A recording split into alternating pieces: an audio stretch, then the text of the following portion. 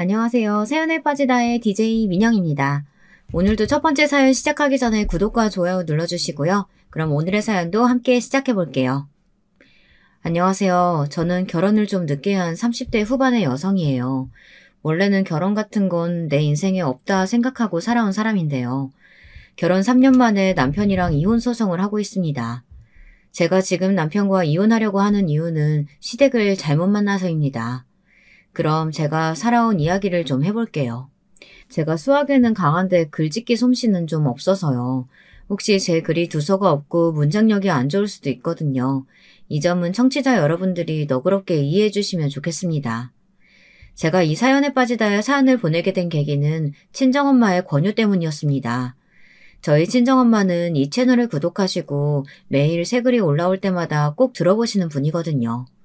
그러면서 어머니는 이 채널이 아침 드라마 같고 사이다처럼 시원한 복수글이 올라올 때면 댓글도 단다고 요게 아주 요즘 사는 낙이라고 하셨어요.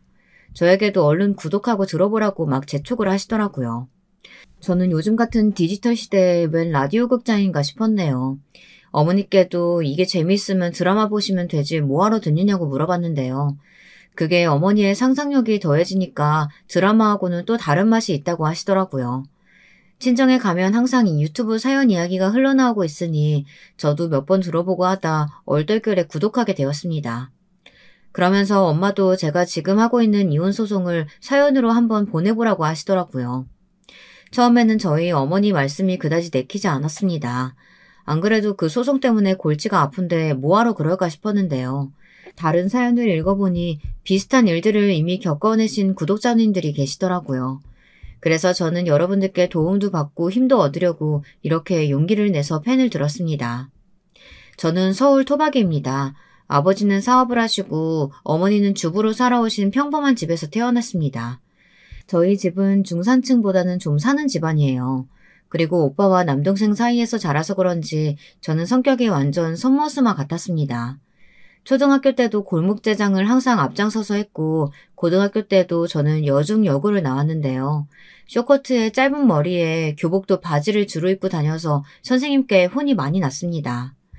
그런 저에게 반했다면서 여자친구들이 초콜릿도 주고 진심을 담았다는 편지도 주더군요. 그렇게 여중여고에서 남자 아이돌 같은 생활을 좀 했습니다. 대신 학창시절에 남자나 연애 같은 단어와는 아주 인연이 없었어요. 중고등학교 때쯤 되면 모든 애들이 대학을 목표로 공부를 하잖아요. 그래서 학원에서 커플이 되는 경우도 있고 다른 학교와 연합해서 동아리 활동을 하다가 사귀는 애들도 있었는데요. 저는 공부한다고 학원을 다닌 것도 아니었고 배구부 활동 때문에 주말에도 시합을 나가느라고 쉰 적이 거의 없었기 때문이었습니다. 저는 중학교 2학년 때 갑자기 키가 엄청 커서 175cm가 되었거든요.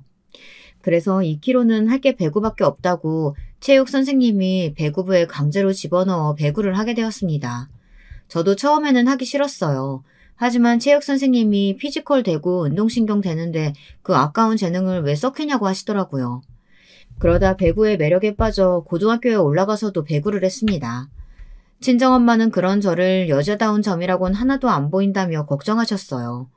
여자애가 취미가 운동이고 매일 코트머리만 하고 다니니 성별이 의심된다고 하시며 뜨개질이나 다른 여자 같은 일들도 좀 해보라고 하셨거든요. 제가 그런 것은 아주 서툴러서 바느질도 뜨개질도 아직까지 하나도 못합니다. 요리도 결혼하기 전까지 한 번도 해본 적이 없어요. 매일 어머니가 해주시는 밥만 먹고 운동하기 바빴거든요. 그런 저 때문에 친정엄마는 제가 결혼하고 나서도 걱정되어 잠을 못 주무셨다나 봐요. 저희 어머니가 좀 약하고 여린 성격이시거든요. 제가 늦은 나이에 결혼해 요리며 청소, 빨래 같은 거는 소질도 없으니 시댁 어른들의 구박받으면 어쩌나 노심초사 하셨다고 하네요. 아무튼 저는 대학도 배구 특기생으로 체대를 나왔습니다. 그런데 체육대학은 선수가 안 되면 의미가 없더라고요. 저는 주전으로 뛸 만큼 재능이 있었던 것은 아니었나 봅니다. 고등학교 때까지는 주전으로 뛰고 팀의 주축이 되어서 활약을 했지만 대학에서는 전국에 모인 특기생들이 많았습니다. 그 애들 사이에서 독보적으로 잘할 자신도 없었고 슬슬 배구가 지겨워지고 슬럼프에 빠지게 되어 결국 배구를 그만두었습니다. 배구를 그만둔 저는 사회체육학과로 전과해서 스포츠 마사지, 재활 운동 같은 것을 배웠습니다. 그리고 대학을 졸업한 후 작은 회사에 들어가 2년 동안 사무직으로 근무했습니다. 그런데 제가 체대에 나온 사람인데 내근직이 영 맞지를 않더라고요. 그래서 어느 날 상사와 대판 싸우고 그만두었습니다. 그리고 얼마 동안 카페 알바를 하며 집에서 백수로 지냈습니다. 처음엔 친정엄마도 아르바이트 그만하고 취업을 해보라고 성화를 부리시더니 제가 들은 척도 하지 않자 그냥 저를 두고만 보시더라고요. 그렇게 한 1년 동안 아르바이트만 하고 집에서 캥거루처럼 생활을 했습니다. 어머니가 해주시는 밥은 여전히 꼬박꼬박 먹고 다녔죠. 어느 날 그런 저를 보다 못한 어머니가 이런 말씀을 하시더라고요. 예, 주영아, 너 정말 이렇게 집안일도 하나도 안 배우고 취직도 안 할 거야? 그럼 나중에 결혼은 어떡해? 네 친한 친구들은 대학 졸업하고 얌전히 회사 다니다가 결혼했다고 하지 않았어? 취직을 해야 결혼 자금도 모을 거고 네가 결혼을 해야 나도 좀 한시름 놓지. 그러니까 취직 안 할 거면 집에서 엄마한테 요리나 빨래 청소하는 법이라도 좀 배워. 아, 싫어 엄마. 나 그런 거 하나도 못하는데 어떡하라고. 난 나중에 부잣집에 시집가서 아줌마 쓸 거야. 얘가 말하는 것 좀 봐. 누가 너같이 선머스마 같은 애를 데려갈까. 결혼은 할 수 있고 난 네 생각만 하면 아주 한심해서 밤에도 잠이 안 와. 엄마 갑자기 왜 성질을 내요. 말이 그렇다는 거지. 나 결혼하기 싫어요. 비혼주의 할 거니까 나한테 결혼 이야기 하지 마요. 알았지? 난 엄마 아빠랑 죽을 때까지 같이 살 건데? 제가 비혼주의자라고 고집을 부릴 때마다 친정엄마는 생각도 하기 싫다고 하시며 얼른 결혼하라고 성화를 부리셨어요. 지금 생각해보면 그때쯤이 엄마의 갱년기인가 아니었나 생각됩니다. 안 돼. 제발 부탁이니 결혼해라. 나도 손주 얼굴은 보고 싶다 얘. 그리고 네가 저 결혼하는 거 싫으면 30 되기 전에 독립해. 언제까지 엄마 아버지 사이에서 살 거야? 엄마 아빠는 너희들 다 내보내고 둘이서만 살고 싶어. 여행도 다니고 이 밥순이 생활에서 좀 벗어나고 싶다. 에휴, 나는 늙어서까지 너희들 뒤치다거리 안 하고 살 거야. 어머니는 대학을 졸업하자마자 아버지를 만나 아버지와 거의 바로 결혼하셨다고 합니다. 그래서 그런지 저희 어머니는 항상 여자도 일을 해야 한다는 말씀을 많이 하십니다. 본인이 30년 넘는 세월 동안 전업주부로만 생활하다 보니 이런저런 제약 같은 게 많아서 싫으셨다네요. 자기 이름으로 된 통장도 없으셨고 카드도 생활비도 모두 다 아버지 것으로만 사셨다고요. 요즘엔 그렇게 생활하는 여자들이 거의 없잖아요. 여자도 경제활동을 해야 하고 맞벌이를 10년도 넘게 해도 집을 못 살 정도로 집값이 비싸니까 말이죠. 그래서 지금은 제 어머니가 그때의 저를 보는 눈이 곱지 않으셨던 것도 이해가 갑니다. 하지만 저는 그때는 정신 못 차리고 그저 아직 아이처럼 부모님이 언제까지나 보살펴 주실 걸로만 알았나 봐요. 집이 제일 좋았던 집순이었고 남자나 결혼 같은 건 저하고는 인연도 없고 거리가 먼 이야기라고 생각해 왔었습니다. 다른 친구들이 주말마다 데이트다, 남친이랑 여행이다 하며 저랑 안 놀아주니 또 집순으로 지내야만 했던 것도 무시하지는 못하겠지만 말이죠. 그래도 저는 아버지가 사업을 꽤 잘하셔서 뭔가 부족하다던가 가난을 피부로 느끼면서 살지는 않았습니다. 저희 오빠는 어렸을 적부터 책만 읽던 아이였는데요. 그래서 친구들이 공부벌레니 모범생이니 재미없는 애라고 많이 놀리기도 했답니다. 그러걸 말건 오빠는 남들에게 별로 신경을 안 쓰고 묵묵히 열심히 공부를 하는 스타일이었어요. 아버지도 오빠는 장남이니 말은 안 해도 영어, 수학, 과외도 붙여주고 뒷바라지를 잘해주셨습니다. 그 결과 오빠는 서울대 법대를 들어갔습니다. 그리고 지금은 부장검사가 되어 있고요. 아버지의 자랑이 된 오빠예요. 그리고 남동생은 공부를 그다지 좋아하지 않아서 일찌감치 식품영양학과로 진로를 잡고 영양사 자격증을 따고 학교에서 영양사로 일을 하기도 했습니다. 동생은 어릴 적부터 먹는 걸 좋아하고 미각이 좋아서 세계 여러 나라로 미식기행을 혼자 다닐 정도로 먹는 것에 진심이랍니다. 저희 부모님은 우리 3남매를 키우며 부족함 없이 키우기 위해 노력을 많이 하셨습니다. 지금도 그런 점은 부모님께 감사하고 있어요. 그런데 아버지는 제가 배구하겠다고 했을 때 유일하게 반대를 하셨습니다. 하지만 저는 그때 배구의 매력에 푹 빠져있을 때여서 아버지의 반대는 그다지 신경 쓰지 않았습니다. 아버지는 자식 일이 정말 맘대로 안 된다면서 제가 여자애들에게 러브레터를 받아올 때마다 한숨을 푹푹 내쉬곤 하셨습니다. 이게 다 남자들이 쫓아다니는 거라면 얼마나 좋을 것이냐고 하시면서 말이에요. 주영아, 내가 너 체대 간다고 할 때 그렇게 반대했던 이유가 이거야. 체육하는 여자들 성격 드세지고 손도 매워가지고 남자가 안 따라온다니까? 여자에게 인기 있어봤자 무슨 소용 있냐? 우리 딸 어릴 땐 정말 여리여리하고 예뻤는데. 아빠, 또 결혼 잔소리 하시려고 그러죠. 저 결혼 안 한다고요. 그러니까 아버지 어머니도 이제 포기하세요. 저한테 신경 쓰지 마시고 오빠나 결혼시켜요. 오빠는 장남이고 이 집안 대를 이을 귀한 아들이잖아요. 나는 우리 딸이 결혼하는 걸 더 바라고 있어. 네가 딸 낳으면 얼마나 예쁠 거야. 네 어머니가 결혼하라고 말하지 않았니? 이제 29이 됐으면 누구라도 사귀어야 하는 거 아니야. 이제 와서 취직이야 안 해도 되니까 결혼정보 회사 등록해라. 이 애비 소원이다. 결국 저는 어머니의 소원인 결혼은 하지 않겠다고 선언했고 제가 자신 있는 스포츠 마사지와 재활 운동을 제 직업으로 하기로 했습니다. 다시 공부해서 도수치료사 자격도 따고 마사지를 배워 운동선수들 몸 관리시켜주는 사람이 되었죠. 선수 트레이너가 된 것이었어요. 저는 지금까지도 제 일이 굉장히 보람있고 마음에도 듭니다. 직업에는 귀천이 없다고 하잖아요. 하지만 제 어머니는 그것도 여성스러운 일이 아니라고 하시며 계속 말리셨어요. 저는 살면서 저희 엄마한테 가장 많이 들었던 말이 여자애가 여성스럽지 못하게 란 말들이었어요.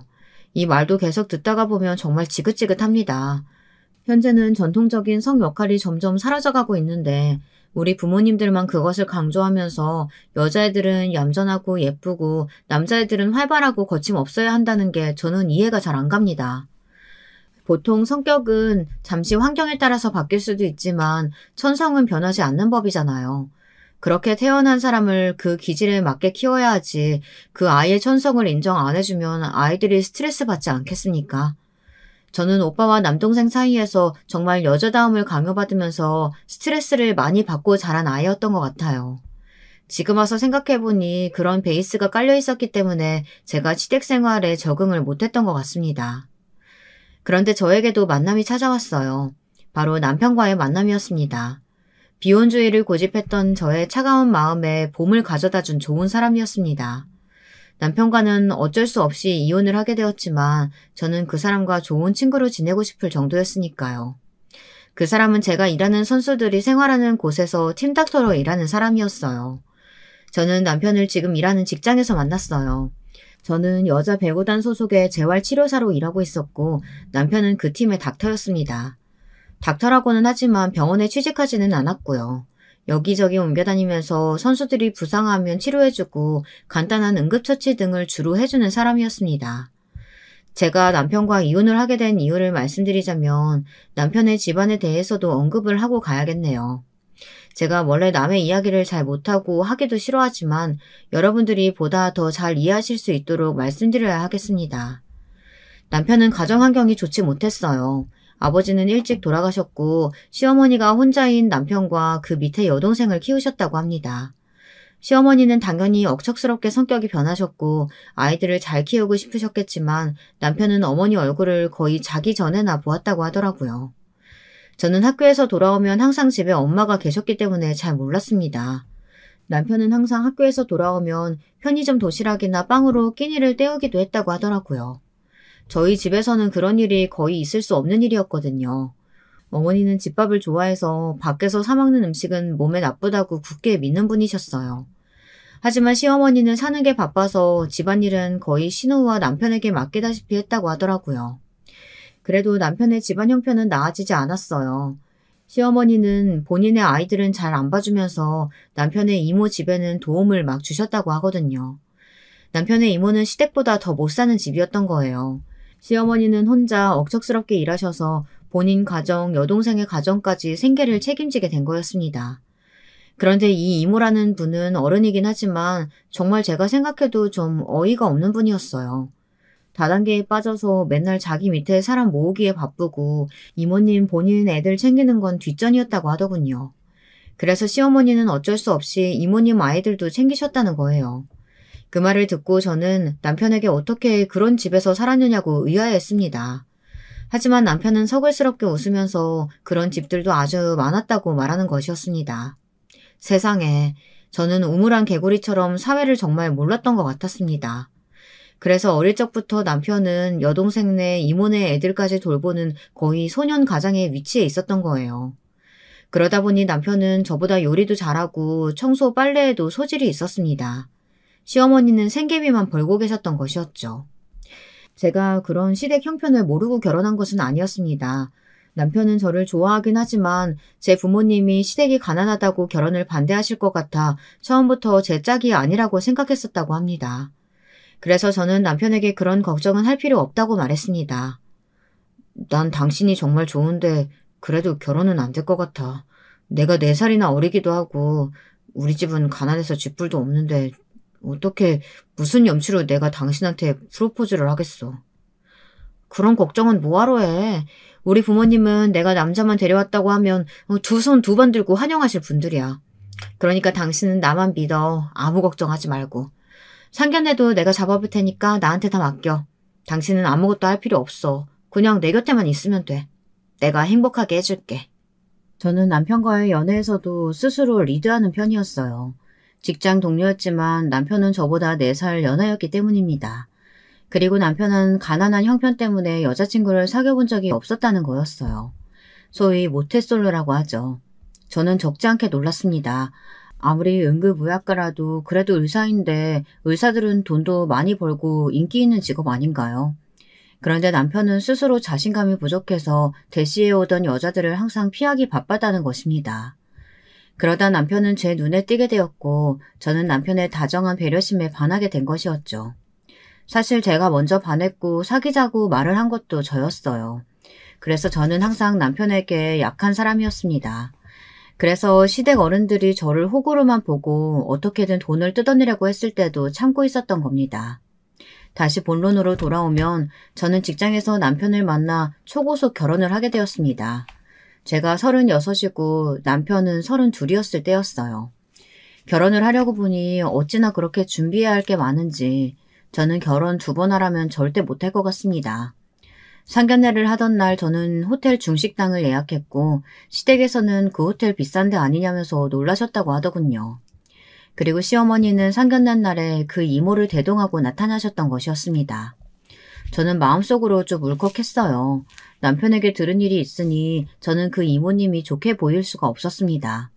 그런데 왜 같이 오셨는지 좀처럼 이해가 안 됐습니다. 저희 부모님도 이모님의 얼굴을 보고 좀 놀라셨어요. 보통은 홀 시어머니 자리여도 혼자 나오시지 않나요? 시어머니는 우리 아버지 얼굴을 살피며 조심스럽게 이렇게 이야기하시는 겁니다. 아, 이쪽은 제 동생인데요. 제가 남편이 없어서 우리 동생하고 거의 옆집 살면서 서로 의지하고 살아왔답니다. 혹시 신랑 이모가 나와서 좀 불편하신가요? 아, 그러셨군요. 아닙니다. 사위에게 아버지가 일찍 돌아가셨다고 들은 것 같습니다. 그간 고생이 많으셨겠습니다. 친정아버지가 안쓰럽게 시어머니를 바라보며 괜찮다고 하시자마자 시어머니는 그동안 고생했던 이야기며 남편을 어떻게 키웠는지 이런 이야기들을 마치 동네 아줌마에게 수다 떨듯이 우리 아버지에게 거침없이 말씀하시는 거였습니다. 그런 시어머니를 보며 옆에서 우리 어머니는 속으로 많이 놀랐다고 하시더군요. 저희 어머니는 극 내향형이라 남 앞에서 이야기를 잘 못하시거든요. 그런데 시어머니는 정말 사돈될 분들에게 시시콜콜한 이야기까지 전부 숨김없이 말씀하셨습니다. 처음 만나자마자 그런 말씀을 하시니 저도 좀 거부감이 들더군요. 하지만 남편은 좋아하는 눈치여서 아무 말 하지 않고 그날만 넘기자 생각을 했습니다. 그런데 제 신경을 쓰이게 한 사람은 그 이모님 한 사람만이 아니었어요. 신이 될 남편의 여동생은 얼마나 눈치가 없는지 자기 앞으로 좋아하는 음식을 다 끌어와서는 그 자리에서 완전히 뷔페식으로 식사를 하고 있었습니다. 그 덕에 저의 부모님과 저는 시누이 눈치 본다고 거의 식사도 하지 못했어요. 정말 며칠 굶은 사람처럼 먹는데 이런 자리에서 꼭 그래야 했을까 지금은 의문이 듭니다. 사실 저도 먹는 데는 진심이라 누가 뭐 먹겠다고 하면 말리지 않습니다. 얼마나 좋아하는 음식이 많았으면 저랬을까 싶다가도 양가 인사하는 자리인데 한마디도 안 하고 먹을 것만 꾸역꾸역 밀어넣고 있는 미래의 시누이에게 그다지 좋은 인상은 못 받았습니다. 제 얼굴에 썩은 미소가 떠오르며 좀 불편해 보이자 남편은 시누이의 옆구리를 쿡 찔렀습니다. 그렇지만 시누이는 남편을 한번 힐끗 보기만 할 뿐 숟가락을 멈추지는 않았습니다. 왜 그래? 밥 먹는 사람한테 먹을 땐 개도 안 건드리는 소리 못 들어봤어? 야, 너 여기 밥 먹으러 왔어? 네 옳게 될 사람인데 그래도 궁금한 거 있으면 물어보고 가족들 사람한테 좀 잘 보이고 그래야 하는 거 아니야? 뭐래, 난 관심 없거든. 오빠 네가 결혼한다는 건 완전 땡큐지. 한데 난 올케 언니가 어떤 사람인지는 궁금하지도 않거든. 신우이는 어른들이 계신 자리에서도 말을 거침없이 하며 자기 하고 싶은 대로 하고 사는 사람이었습니다. 아직 결혼은 안 했지만 나중에 신우이가 결혼하면 어떤 며느리가 될지 뻔하겠더라고요. 그래도 설마 그렇게까지 뻔뻔하게 변할 줄은 몰랐습니다. 그날은 어찌어찌 지나갔는데요. 상견례를 마친 후 친정부모님은 남편이 좋은 사람 같다며 잘 지내보라고 하셨죠. 시어른들이 같이 살 건 아니니까 너무 걱정 말라고 하셨습니다. 특히 시어머니는 제가 비혼주의를 철회한다고 결혼하겠다고 한 것만 해도 다행이라고 하시면서 한숨 놓으셨다고 좋아하셨습니다. 결혼 준비도 남편과 제가 같이 할 수 없으니 어머니가 해주셨어요. 남편은 바쁘니까 혼수 가자는 제 손에 맡기겠다고 하고 어머니는 너무 좋아하셨습니다. 딸 결혼시킨다고 엄마랑 둘이 혼수를 보러 다니게 될 줄은 몰랐다고 하시면서요.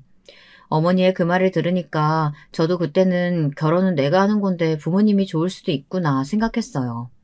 부모님께 철없이 비혼을 고집하던 지난날이 좀 죄송스럽기도 했습니다. 그렇게 결혼은 일사천리로 이루어졌습니다. 신혼여행도 다녀왔고 시댁에도 인사를 갔었습니다. 그런데 시댁에서 저는 또 시어머니의 의외의 일면을 보게 되었습니다. 저희들이 시댁에 도착하자 시누이는 어딜 갔는지 집에도 없더라고요. 시댁에 가서 첫날 밤을 자고 친정으로 오라고 그래야 며느리의 도리라고 친정 부모님이 말씀하셔서 저는 시댁으로 먼저 갔죠. 하지만 시어머니는 집도 좁고 해줄 게 없다는 이유로 남편에게 이렇게 말씀하시는 거였습니다. 철아, 우리 집이 보다시피 좁잖니. 그러니까 이 시애미한테 인사나 그런 거 할 필요 없고 우리 집에서 잘 필요도 없다. 그러니 며느리네 친정 갔다가 그냥 너희 신혼집으로 가. 인사는 무슨, 그냥 차나 한잔 하고 가. 엄마, 그래도 이 사람 결혼하고 처음 인사드리라고 왔는데 밥은 좀 해주셔야 하는 거 아니에요? 시댁에 처음 인사드리러 온 며느리한테 왜 그렇게 박하세요? 엄마는 예전부터 너무 무심하고 자식들 일에 신경 안 쓰신다는 건 알았지만 며느리 밥 한 끼도 못 해줄 뿐인 건 정말 몰랐네요. 저 이제 어머니 댁 오기도 싫어요. 시어머니께서 이렇게 나오실 줄 몰랐다면서 남편은 기가 막혀하며 제 손을 끌고 그냥 친정집으로 갔습니다. 그런데 시어머니는 아들이 그렇게 가는데도 잡지도 않으시더라고요. 전 좀 이상했어요. 결혼은 좋게 시켜놓고서는 아들 며느리에게 이렇게 하실 수가 있나 싶더라고요. 그대로 친정으로 가니 저희 친정엄마는 사위 온다고 갈비에다 잡채에다 색색의 꼬치전, 생선전, 온갖 종류의 전들을 다 해놓으셨습니다. 평소에는 집밥으로 간단히 고기 반찬 하나에다 몇 가지 밑반찬만 놓고 드시는데 사위 신경 써서 잘해준다고 완전 명절날처럼 밥을 하신 거예요. 그 모습을 보자 저도 인간인지라 시어머니와 우리 친정엄마가 비교되면서 이런 생각이 들더라고요. 아, 내가 받은 게 푸대접인가 보네. 우리 시어머니는 나한테 관심도 없으시구나 싶은 거예요. 그렇게 생각하니 좀 화가 나더라고요. 하지만 어쩌겠어요. 결혼 전에 시어머니한테 이쁨 받으려고 노력하지 않았던 제 탓인가 보다 생각하고 넘겼죠. 그런 걸 신경 쓰기에는 저도 너무 현실적이었거든요. 저는 남편만 있으면 된다고 생각했죠. 시댁에는 며느리 도리만 하러 가면 되고 친정 엄마에게 넘치는 사랑을 받으면 되니까 말이에요. 남편도 언제나 제 편이 되어줄 거라 생각했습니다. 그렇게 저의 결혼 생활은 좀 찝찝한 상태에서 시작했습니다. 남편과 저는 직장 동료니까 같이 출근을 했지만 퇴근하는 시간은 달랐어요. 그래서 저는 시도 때도 없이 나가야 하는 저보다 남편이 더 밥과 반찬은 잘하니 요리와 빨래를 맡아달라고 했습니다. 청소나 설거지 같은 건 제가 들어와서 하기로 했습니다. 남편도 크게 반대하지 않았고요. 제가 차 운전을 하고 남편과 같이 선수촌으로 출근했고 남편은 먼저 집에 가서 제가 돌아올 때 밥을 해서 기다리는 것이 일상이 되었어요. 저는 남편과 나름대로 깨가 쏟아지는 신혼생활을 했습니다. 시어머니가 무심한 건 어떤 면에선 좋기도 하더군요. 제가 결혼한 지 얼마 안 되어 시어머니와 있었던 일을 친구에게 하소연한 적이 한 번 있었거든요. 그랬더니 친구들이 이래라 저래라 간섭하고 구박하는 시어머니들이 얼마나 많은지 아냐고 그렇게 말하더라고요. 차라리 간섭 안 하고 저를 고생 안 시키는 게 나을지 모른다고요. 그러던 어느 날 저는 갑작스레 임신을 하게 되었습니다. 갑자기 밥냄새도 싫어지고 속이 울렁거리면서 헛구역질이 나는 거예요. 저는 그게 임신인지 몰랐는데 남편이 먼저 제 상태를 알아보았습니다. 남편은 의사였으니까요. 자기, 당신 임신했나 봐. 얼른 약국 가서 테스트킷 사올게. 좀 누워있어. 아니, 속이 안 좋은 걸 거야. 설마 이렇게 빨리 애가 생긴다고? 우리 결혼한 지 얼마 되지도 않았잖아. 사실 저는 아기를 그닥 좋아하진 않았어요. 남동생도 저랑 2살 차이밖에 안 나고 조카들도 없었거든요. 오빠보다 제가 먼저 결혼했고 말이죠. 계획에 없는 임신을 한 저는 좀 당황했지만 이 사실을 일단 시댁 친정 부모님들께 알렸습니다. 그랬더니 친정 부모님은 반응이 엄청 좋으신데 시어머니는 좀 시큰둥하신 거였어요. 시어머니는 톡 쏘아붙이듯 남편에게 말했습니다. 아니, 뭐 벌써 애를 가져? 열심히 돈 모아서 집을 사도 모자랄 판에 애를 먼저 가져가지고 어쩌겠다는 거야? 철이 넌 정신이 있니 없니? 그리고 며느라기 너도 그래. 임신, 출산 이런 거 하게 되면 경력 단절되고 너희 친정엄마처럼 집에서 애나 키우게 되면 어쩌려고 그래? 어머니, 전 그럴 생각 없어요. 남편이랑 둘이 키우는 거지 저 혼자 독박 육아할 생각 없어요. 그러니까 어머니가 걱정하시는 일 일어나지 않을 거예요. 뭐라고? 왜 가만히 있는 철이를 들먹여? 애가 뭐 슈퍼맨이라도 되냐? 밖에서 힘들게 일하고 오면 집에서 밥 시키는 것도 모자라서 이제는 애까지 같이 키우겠다고? 같이 키우긴 할 거니? 철이한테 육아 다 시켜놓는 건 아니고? 시어머니는 가끔가다 저렇게 저의 속을 뒤집어 놓는 말씀을 많이 하셨습니다. 철저하게 어머니의 집안과 남편 입장에서만 생각하고 제 걱정이나 입장 생각은 하나도 안 해주시는 아주 정없는 분이셨어요. 그런 걸 알고 시집왔기에 저는 아무 대답도 하지 않았습니다. 그냥 장단을 맞춰주지 말자고 생각했어요. 저도 사람인데 당연히 서운했죠. 하지만 시어머니는 원래 그런 사람이려니 하고 생각했습니다. 저는 임신 9개월 기간 동안 시어머니나 친정엄마의 도움도 받아본 적이 없습니다. 입덧을 할 때에는 그 입덧을 참고 선수들을 돌봤고 8개월로 배가 불러올 때에는 1개월간 쉬긴 했지만 절대 엄마에게 도움을 요청하고 싶지 않았어요. 친정엄마는 힘들면 친정에 몇 달이고 있다 가라고 걱정스럽게 말씀하셨지만 저는 이를 악물고 버텼습니다. 시댁, 친정, 양가 부모님께 빚을 지고 싶지는 않았거든요. 제가 그런 성격도 아니고요. 혼자서 뭐든 해결하고 싶어하고 남들에게 신세지는 건 정말 싫었습니다. 요즘은 가족들에게도 신세지면 갚아야 한다는 의식들 많이들 갖고 있잖아요. 그러다 저는 아기를 좀 일찍 낳았어요. 원래 임신 기간은 40주인데 저는 8개월 말쯤, 그러니까 35주에 아기를 낳게 되었어요. 진통보다 먼저 양수가 터져 급하게 응급으로 수술을 하게 되었습니다. 진통은 임신 기간 동안 배뭉치만 몇 번 겪고 저는 그렇게 아기를 낳게 되었습니다. 다행히 34주가 넘어섰고 몸무게가 3kg이 넘어서 아기가 미숙아는 아닌 수준이라고 인큐베이터에는 들어가지 않았더라고요. 친정엄마는 제가 아기를 낳았다는 소식을 듣자마자 병원으로 달려오셨어요. 그리고 저에게 수고했다고 말씀하시며 눈물을 보이시더라고요. 아기도 이쁘지만 친정엄마 눈에는 딸만 보인다고 제 걱정을 엄청 많이 하셨습니다. 하지만 시어머니는 달랐습니다. 시어머니는 제가 누워있는 병실에는 와보지도 않으셨어요. 그냥 아기만 구경하고 예쁜 애 한마디 남기고 가셨다고 나중에 남편이 말하더라고요.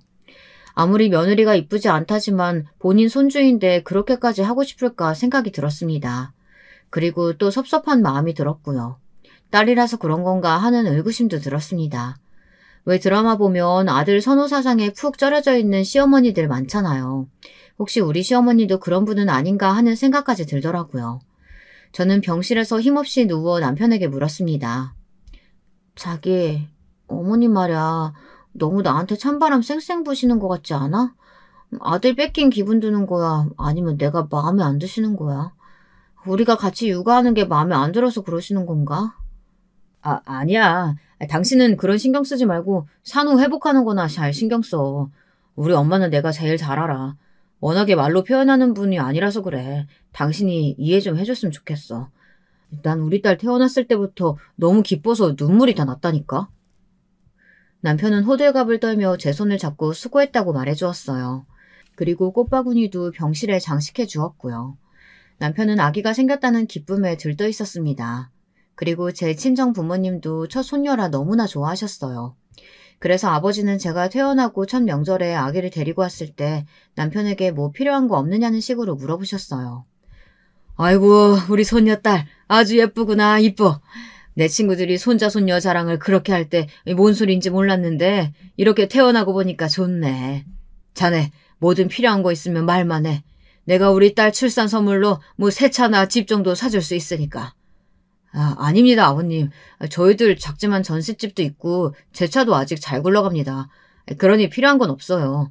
이 사람이 저희 본가에서 받는 게 없는데 저만 받을 순 없잖아요. 그러니 괜찮습니다. 아니야. 우리 소녀가 예뻐서 자네 장인이 제안하는 거니까 사양하지 마라. 우리 딸, 너 집이 좀 좁으니까 불편하다고 하지 않았어? 애기방 나중에 꾸며주고 싶은데 못하고 있다며. 전셋집이라 페인트도 못 칠한다고 말이야. 나는 너무 좋지. 하지만 우리가 돈 벌어서 집 살게. 어머니 아버지께 집까지 신세지고 싶지 않아요. 저도 독립적인 성격이어서 부모님이 집을 해준다고 말씀하셨을 때 턱 바로 받지는 않았습니다.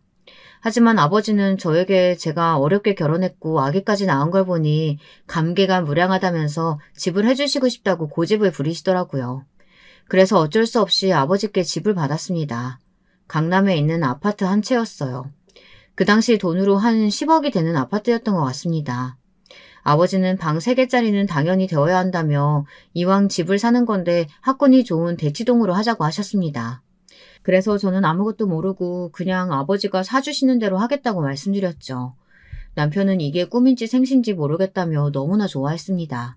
작은 것도 아니고 무려 강남의 아파트를 갖게 되다니 말이죠. 친정아버지는 처음엔 남편 명의로 사주시겠다고 했습니다. 그게 세금이며 혜택이 더 나으니까요. 하지만 남편은 부담스럽다고 하며 공동 명의로 집을 사겠다고 했습니다. 그렇게 저희는 전셋집 생활을 바로 청산했고 강남에 있는 아파트로 이사를 갔습니다. 이 소식은 시어머니 귀에 금방 들어가게 되었어요. 남편에게 그 말을 듣자마자 시어머니는 득달같이 저에게 전화를 하셨더라고요. 그리고 꼭 비꼬는 듯한 말투로 말씀하셨습니다. 예, 너희 친정에서 집 해주셨다면서? 아이고, 정말 너 땡 잡았다. 애 하나 낳았을 뿐인데 그것도 아들도 아니고. 너희 아버진 정말 돈도 많으신가 보다. 요즘 세상에 누구는 애 안 낳고 사나? 너네 친정 왜 그렇게 유난스럽니?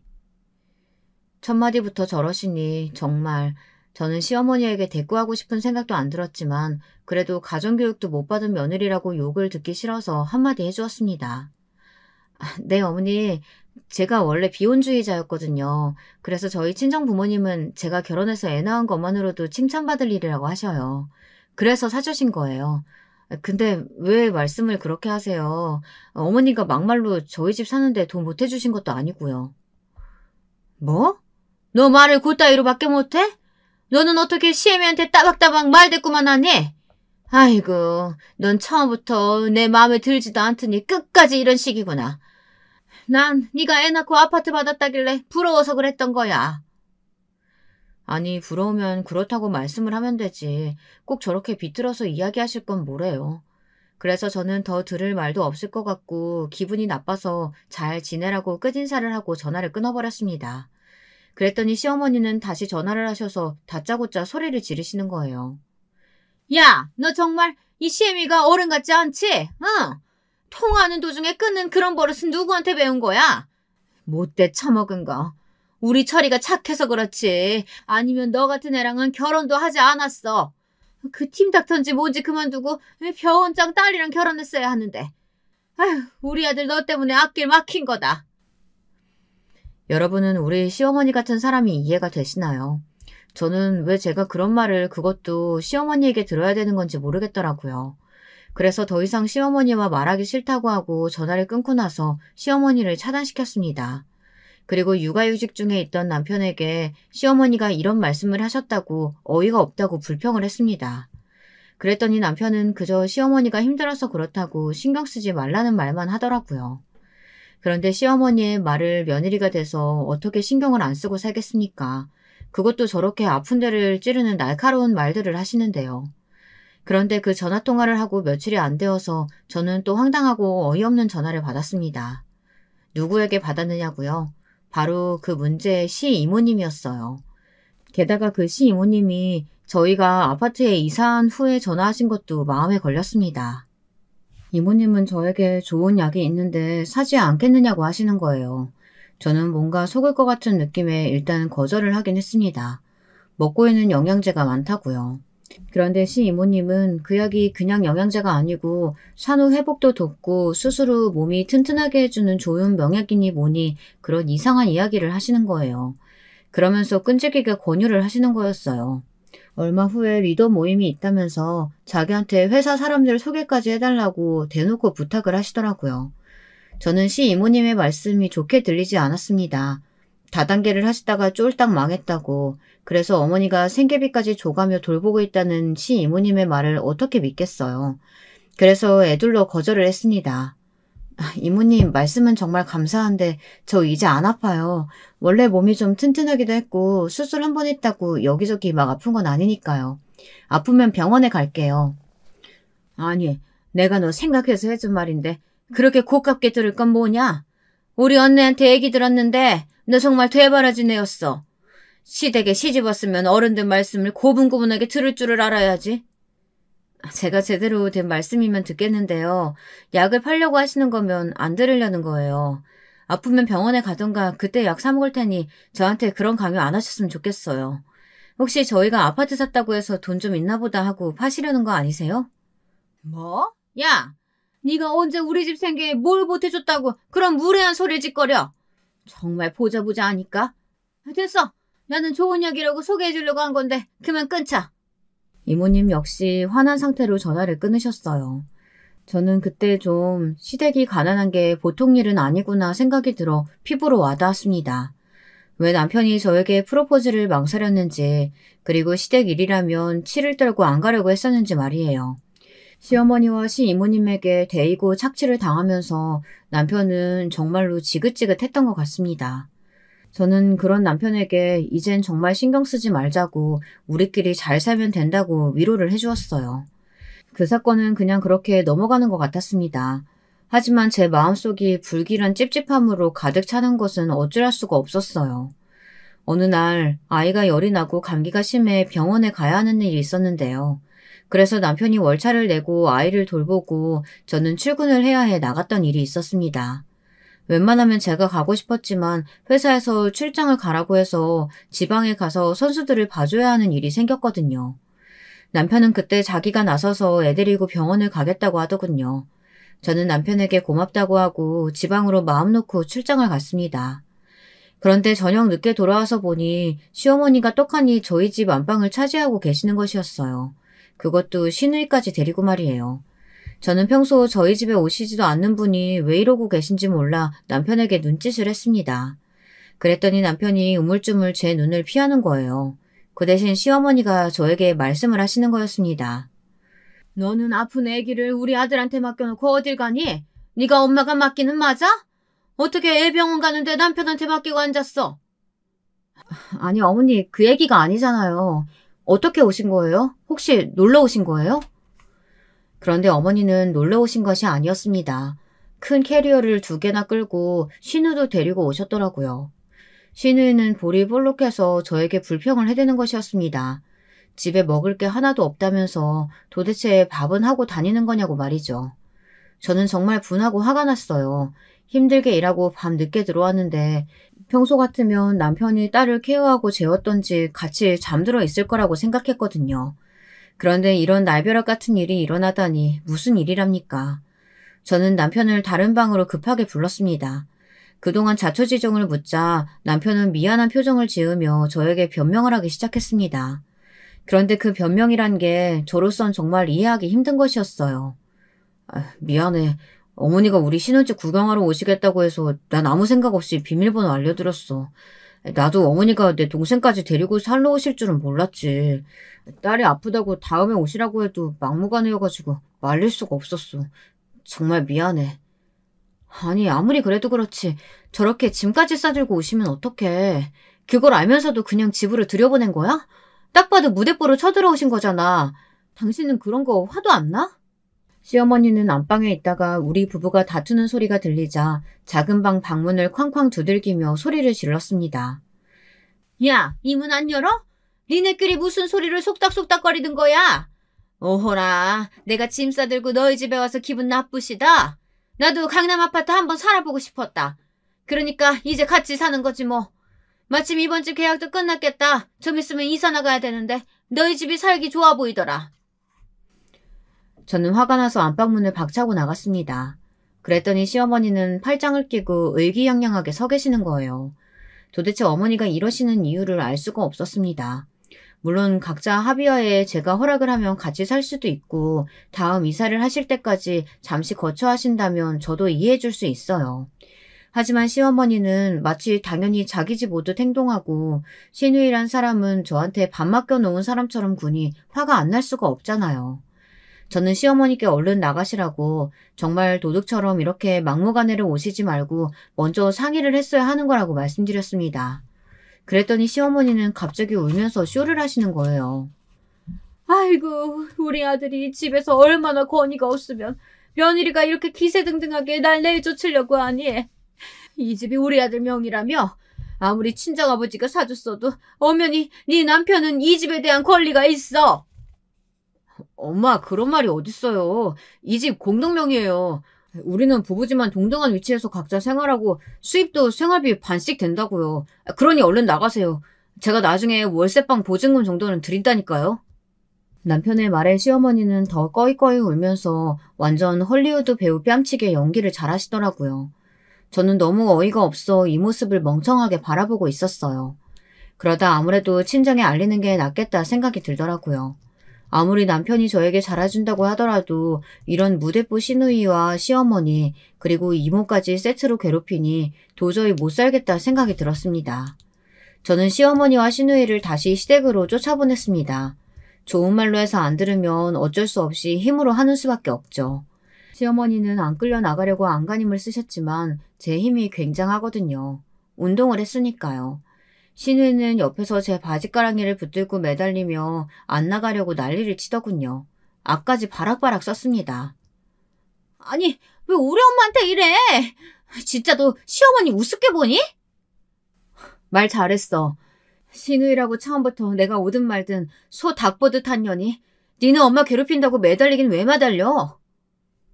저는 시누이를 발로 차서 집 밖으로 떨어뜨리고는 현관문을 쾅 닫아버렸어요. 그리고 시어머니가 소리 지르며 문 열라고 쾅쾅대든 말든 무시해버렸습니다. 그랬더니 남편이 집안에서 안절부절 왔다 갔다 하며 저에게 애원을 하더라고요. 자기야, 내가 진짜 면목이 없는데 그래도 1년이라도 한번 같이 살아보면 안 될까? 물론 우리 어머니 방식이 너무 괴이한 거 당신 이해 못하는 거 잘 알아.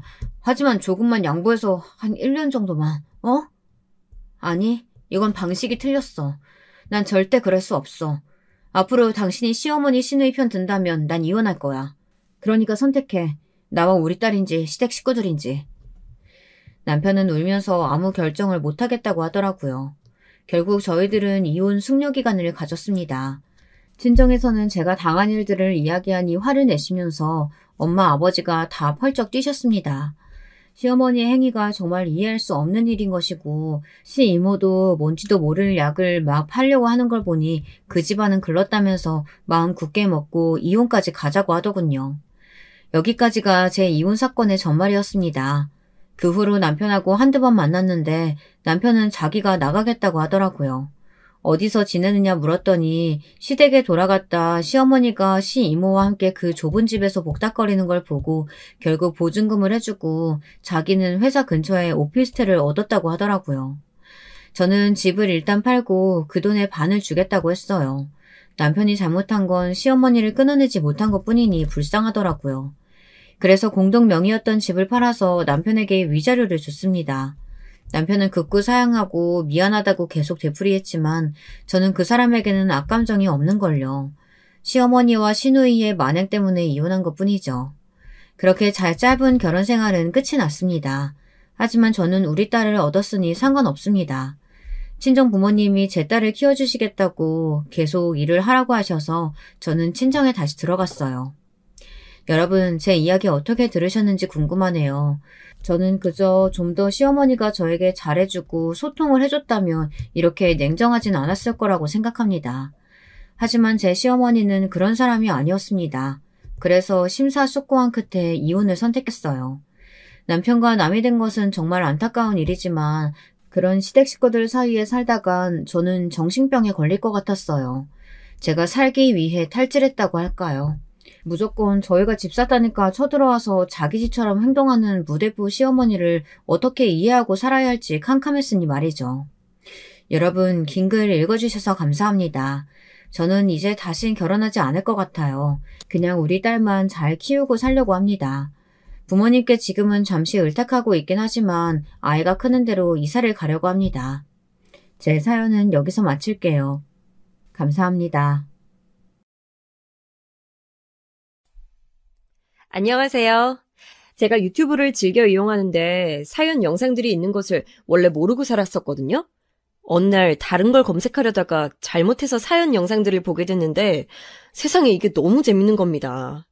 그 후로 한 번씩 찾아봤다가 이제는 아예 구독해놓고 푹 빠져있는 정도가 됐어요.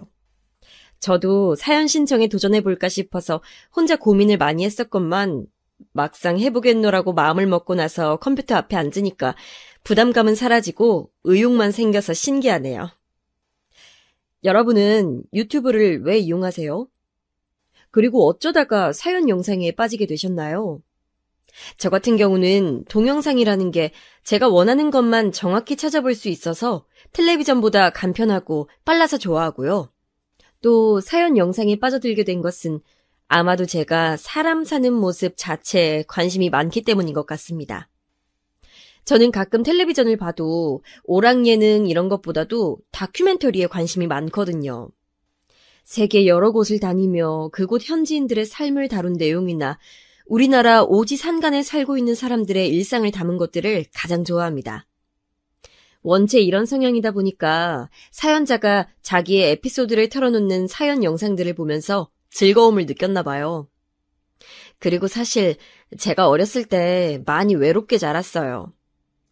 저는 아무렇지 않다고 스스로 생각하면서 지내왔지만 제 안에는 어떤 애정 결핍이라든지 사람들과 어우러져 살면서 그들 안에 소속되고 싶다는 갈망 같은 게 자꾸만 남아있는 것 같습니다. 그래서 혼자 있는 걸 별로 안 좋아해요. 혼자 있어도 휴대폰으로 뭘 자꾸만 틀어놔야 하고 보지 않아도 텔레비전을 켜놓습니다.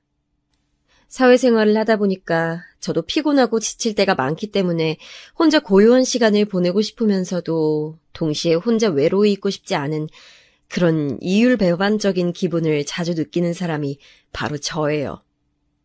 아직은 30대이기 때문에 이런 건지, 그렇다면 더 나이가 들면 외로움에 무뎌질지 이런 것들이 궁금한 요즘입니다.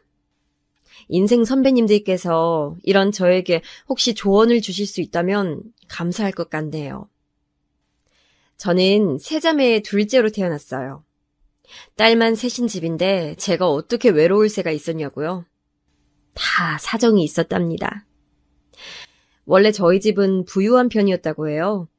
제가 하도 어렸을 때라서 기억은 못하는데 부모님의 얘기를 들어보거나 저의 어렸을 적 사진을 보자면 확실히 유복한 환경이었던 것을 알 수가 있습니다.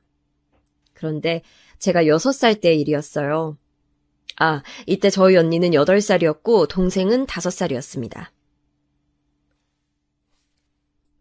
우리 삼촌이 그럴 리가 없어.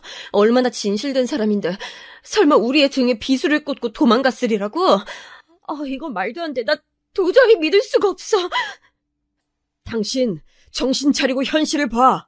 이미 일어난 일이야. 우린 지금 망한 거라고. 우리 재산 다 날린 거 지금 이렇게 눈으로 다 보고 나서도 부정할 거야? 어떻게 사람이 그럴 수가 있냐고. 우리가 얼마나 자기를 믿었는데 그런 우리를 이렇게 배신할 수가 있어? 여보, 난 이제 못 살 것 같아. 환멸이 나서 못 살겠다고. 우리 애들 앞으로 어떡해?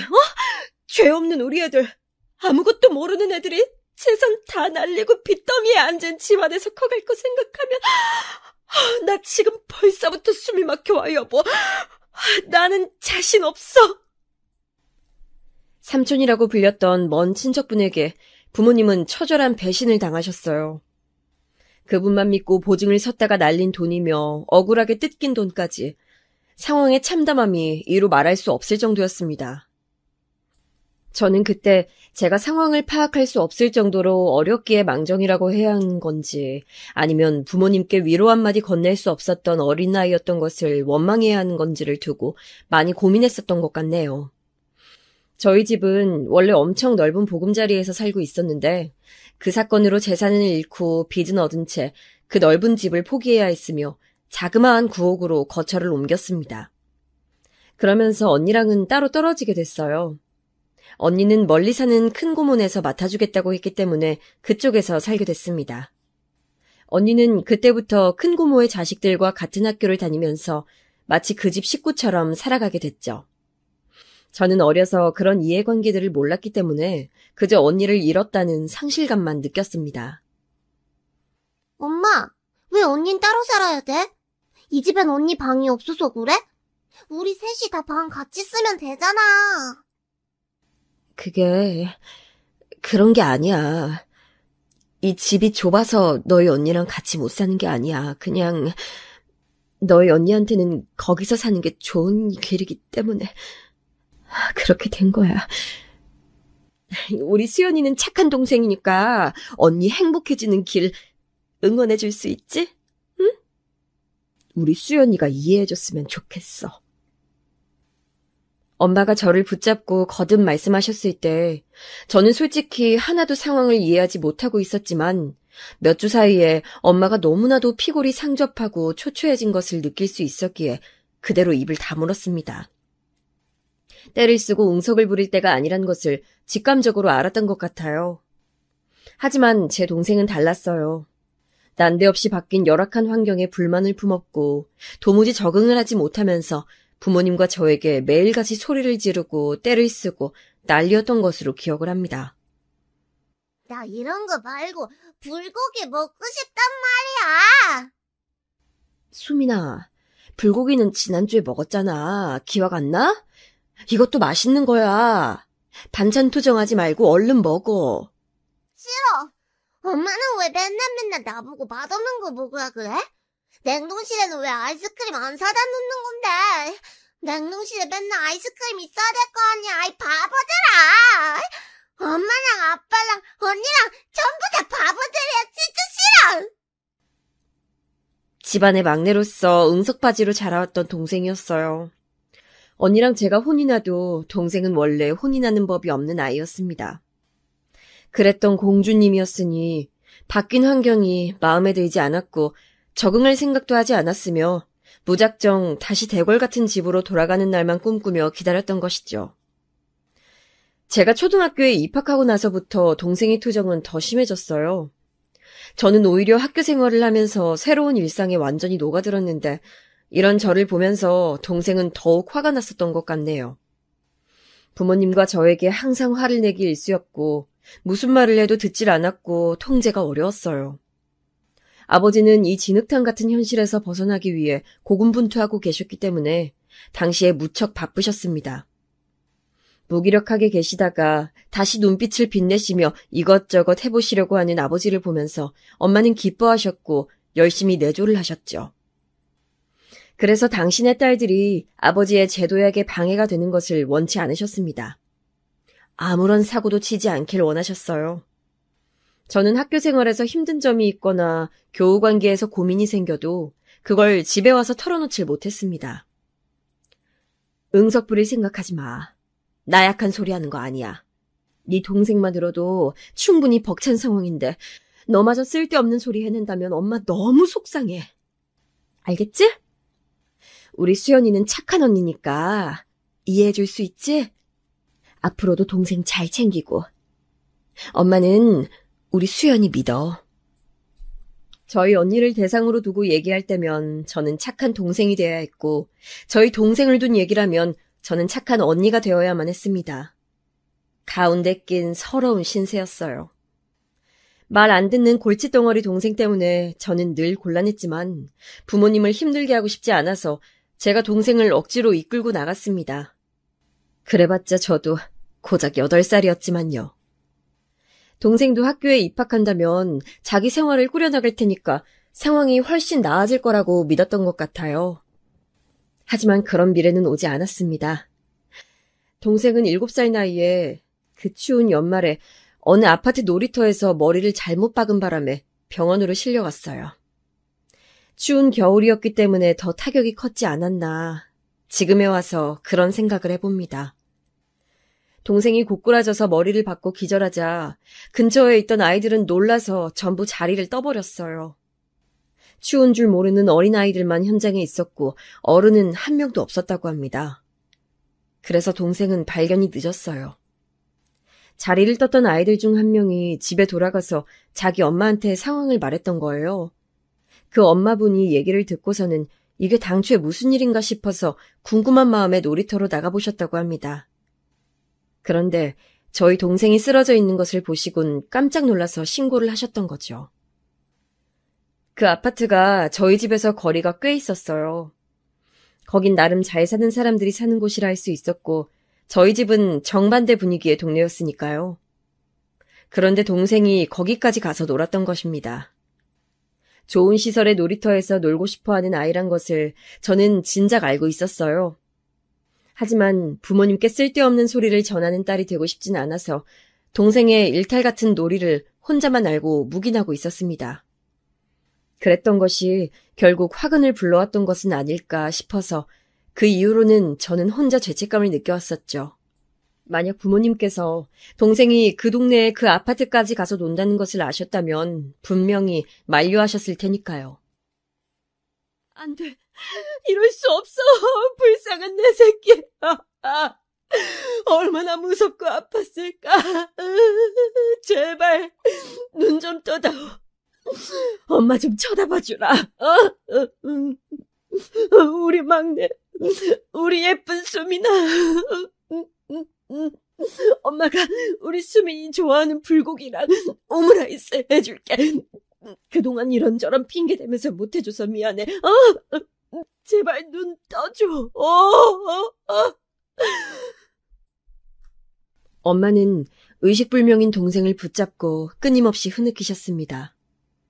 그 모습을 보고 나서 저는 제 동생의 상태가 심각하다는 것을 알아차렸죠. 가슴 한구석이 싸하게 식더라고요. 뭔가 단단히 잘못되어 간다는 예감을 받았던 듯 싶어요. 하루가 지나고 이틀이 지나도록 동생은 의식을 찾지 못했고 엄마는 병원에만 계셨습니다.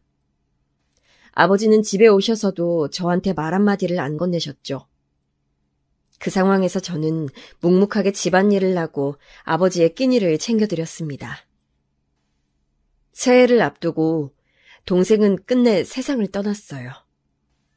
8살이 되어보지 못했고 학교에 들어가 보지도 못한 짧은 생이었습니다. 너무나도 허무한 일이었고 그래서 믿어지지가 않았습니다.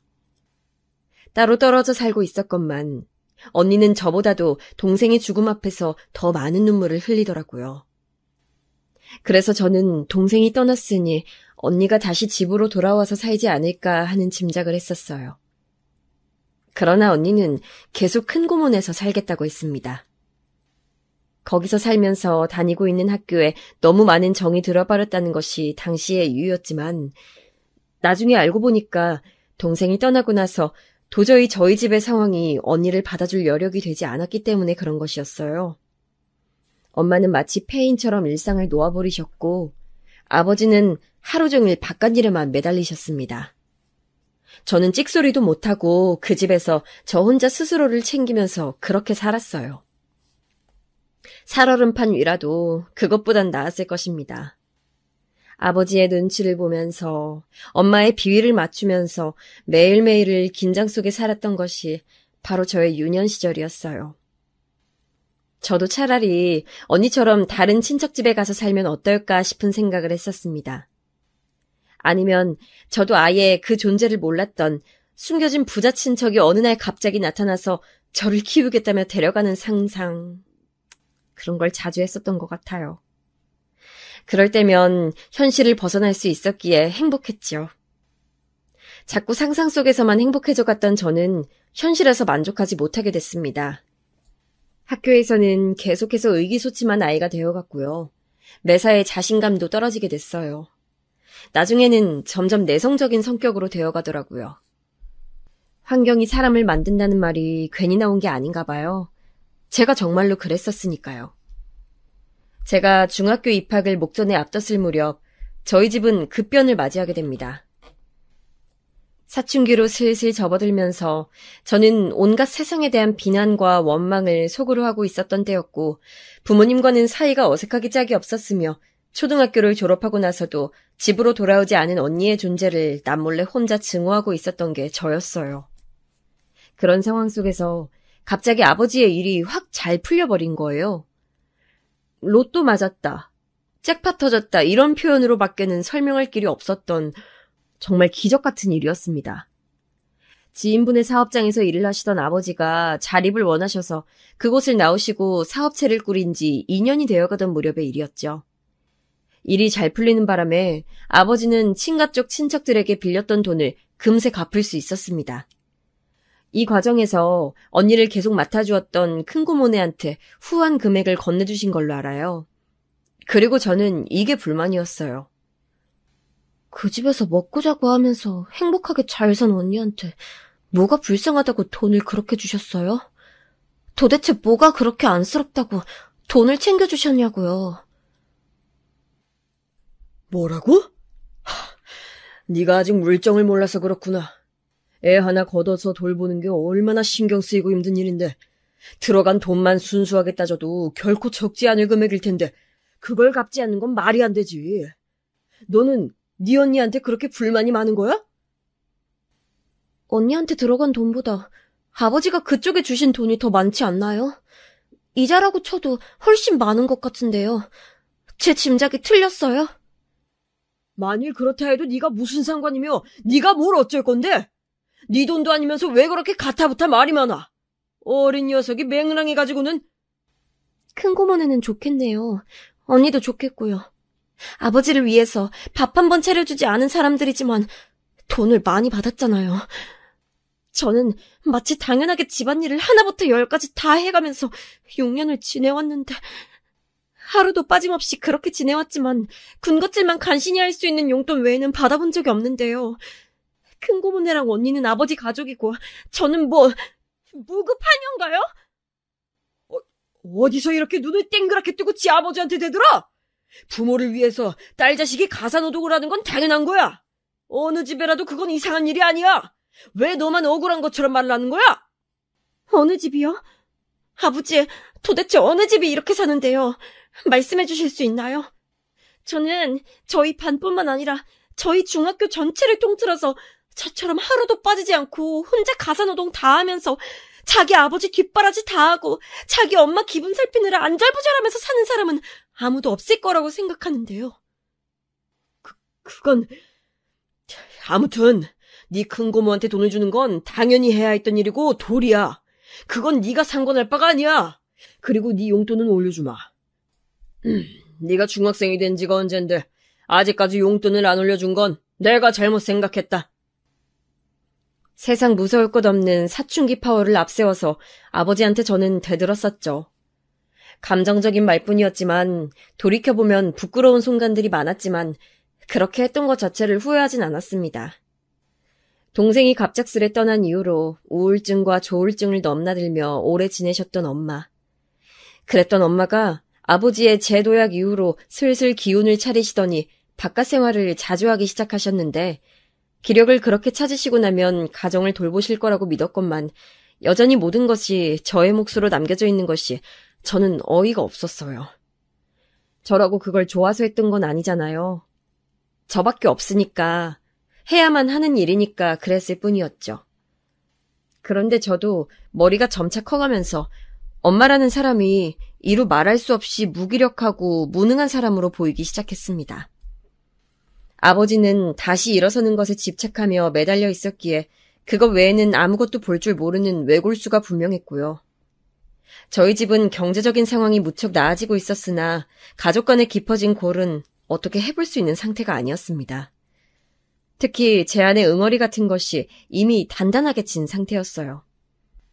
제가 중학교 2학년 때 드디어 저희 집이 이사를 갔어요. 이때부터 저는 모든 집안일에서 손을 뗐습니다. 그래, 이런 데서 살아야 집안일을 할 맛도 나지. 설거지를 해도 행복하고 빨래를 돌려도 기분이 좋으려면 바로 이런 집에서 살아야 돼. 그런 감상을 내뱉으시는 엄마의 표정이 전에 없이 환해 보였습니다. 저희 집이 망하기 전에 살았던 집만큼은 아니지만 좁고 어두웠던 구옥집에 비하자면 대궐 같은 집으로 이사를 했고 엄마는 점차 밝아지기 시작하셨어요. 마치 동생이 세상을 떠나기 전처럼 말입니다. 결국 돈이면 다 되는 것인가. 돈으로 행복을 살 수는 없다지만 돈이 있으면 행복하기 쉽다는 것이 무슨 말인지 이해할 수 있었습니다. 저는 이때 사춘기가 절정에 올라있던 중학교 2학년이었기 때문에 더욱 이런 현상에 염증을 느꼈었던 것 같아요. 제가 성인이었다면 속물적으로 생각하고 판단하지 않았을까 싶네요. 역시 돈이 최고야 이런 생각이나 하고 말았을지도요. 하지만 저는 어둡고 우울한 시간을 꽤 오래 보내온 상태였기 때문에 모든 것이 곱게 보이지 않았습니다. 그리고 언니가 곧 집으로 돌아왔어요. 고등학교도 전학수속을 밟고 저희 집에 살면서 대학 입학을 할 것이라고 했습니다. 이미 삐뚤 시각을 가지고 있었던 저는 제가 그 고생을 하면서 매일같이 눈칫밥이나 얻어먹으며 가난을 직접적으로 마주하는 동안에 멀리 피난이나 가 있었던 언니가 달갑지 않았습니다. 힘든 시간을 보낼 때는 쏙 빠져 있다가 이제 와서 돌아오겠다고? 의리 한번 좋으시네. 고생은 안 하고 싶고 누릴 건 다 누리고 싶고? 저는 그런 생각을 하고 있었기 때문에 언니랑 잘 지내고 싶은 생각이 없었어요. 하지만 저희는 어쨌거나 친자매였으니 피는 물보다 진하다는 말처럼 지내다 보면 금세 융합되기 십상이었을 것입니다. 그러나 고슴도치처럼 가시를 세우고 있던 저에게 언니 역시도 구태여 다가오려고 하지 않았어요. 가시에 손이 찔리기는 싫었다는 거죠. 나 이제 수험생인 거 알지? 한창 나 예민할 때니까 괜히 내 심기 건드리지 말았으면 해. 뭐? 내가 언제 언니 심기를 건드린 적이라도 있었어? 아니, 그냥 거슬리는 행동은 하지 말라고 미리 주의 주는 거야. 와, 말 되게 재수없게 한다. 나는 언니한테 아예 관심이 없어. 웬만하면 엮이고 싶지도 않아. 그러니까 나한테 주의 같은 거 줄 필요가 없다고. 알았어? 가뜩이나 가시를 세우고 있던 저를 언니는 자극해댔고 그래서 저는 더욱더 모난 성정을 드러내게 됐습니다. 늘 불신 가득한 눈빛을 하고 있는 저보다 엄마는 언니를 더 예뻐하셨어요. 엄마는 그런 적 없다고 말씀하셨지만 아니요, 그건 분명한 사실이었습니다. 저는 그 이유도 알 수 있었어요. 동생이 떠난 이후로 너무나도 무력하게 사셨던 엄마. 그 모습을 가장 가까이에서 지켜봐오며 그런 엄마 때문에 피해를 입어야 했던 사람이 바로 저였으니까요. 엄마는 당신의 보기 싫었던 과거를 너무나도 잘 알고 있는 저보다는 그때를 모르는 언니가 더 편하셨던 겁니다. 엄마에게 저는 어딘가 대학이 껄끄러운 딸이 되어 있었죠. 사실은 저도 가족들에게 사랑받고 싶었던 것뿐인데 제 안에 있는 자존심이랄지 그런 것들이 저를 가로막았던 것 같아요. 그래서 내가 왜 먼저 다가가서 손을 내밀어야 돼? 이런 생각만 가지고 있었습니다.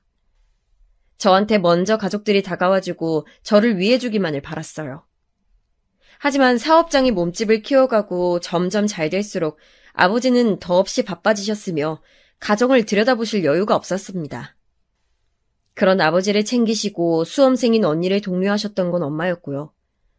저는 집안의 작은 딸, 그 이상, 그 이하도 아니었던 것만 같네요. 언니는 수능을 잘 봤어요. 당시에 저는 언니가 단지 필요 이상으로 운이 좋았다면서 매도했었습니다. 기대보다 훨씬 더 좋은 성적이 나왔고 당연히 그에 맞춰서 좋은 대학에 가게 되었으니까요. 운도 지질이 따르는 인생이라며 질투했었죠. 하지만 시간이 지나서 생각해보니 그 정도의 성적이 나오려면 애초에 언니는 열심히 했던 사람이었을 거예요. 그리고 운이 좋아서 벼락 성적을 거두고 명문대에 입학해봤자 그곳에서는 날고 기는 학생들밖에 없으니 운만으로는 승부를 보지 못했을 겁니다. 대학에 입학해서도 꾸준히 좋은 성적을 언니가 거뒀다는 것은 단지 운만 작용했다는 것이 아니라는 증거겠죠. 하지만 당시에 저는 소심하고 위축되고 눌려와 있던 것을 오로지 가족에게만 풀고 늘 가족들을 원망하던 사람이었으므로 언니가 그저 미웠었네요. 제가 수험 공부로 힘들어하던 시기에 언니는 즐거운 대학 생활을 누리고 있었기에 더욱 질투가 났었어요. 게다가 아버지께서 언니한테 그때 차를 뽑아주셨거든요. 여대생한테 첫 차로 작은 경차도 아닌 외제차라니. 그때 새삼 저희 집이 얼마나 다시 잘 살게 되었는지 체감할 수 있었습니다. 저 또한 꿈만 같은 대학 생활을 누리겠노라고 다짐했지만 수험 공부는 만만치 않았어요. 열심히 해서 모의고사 때는 좋은 결과를 냈었는데 수능에서는 죽을 썼습니다. 저는 이것 때문에 또 엄마랑 많이 싸웠고 가족들이랑 냉랭해졌었어요. 왜냐하면 저의 수능 도시락 때문이었습니다. 모처럼 엄마가 저를 위해서 도시락을 싸주셨어요. 수능날이라고 말이에요. 엄마는 메뉴에 고기를 넣어주겠다고 하셨고 저는 그때 분명히 말씀을 드렸습니다. 엄마, 나는 소고기 장조림 먹고 싶어요. 다른 반찬은 아무거나 상관없는데 고기 반찬은 무조건 소고기 장조림이었으면 좋겠어. 그래, 알았어. 우리 딸이 먹고 싶다는 대로 도시락 싸줘야지. 엄마 또한 확실히 대답을 하셨고요. 그런데 막상 저의 수능 도시락에 들어가 있던 고기 반찬은 바로 불고기였습니다.